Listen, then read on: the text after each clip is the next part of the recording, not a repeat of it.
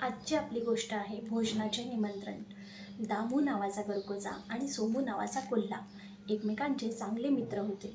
ते एकाच वर्गात शिकत होते, एकत्र खेळायचे. कोल्ह्याला दुसऱ्यांची चेष्टा मस्करी करण्यात फार मजा यायची. एक दिवस त्याने ठरवले की करकोच्याला मूर्ख बनवायचे.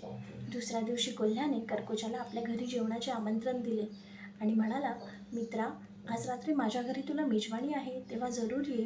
करकोच्याने होकार दिला. रात्री वेळेवर दामू सोमूच्या घरी गेला.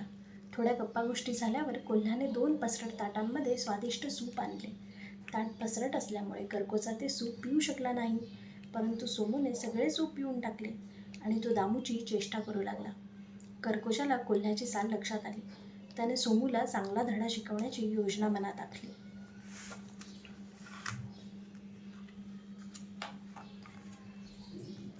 दुसऱ्या दिवशी करकोशाने कोल्ह्याला आपल्या घरी जेवायला बोलावले.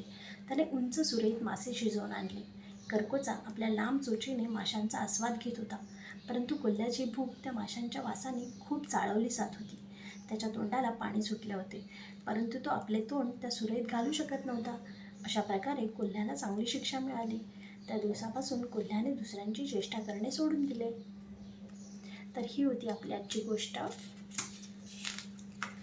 भोजनाचे निमंत्रण.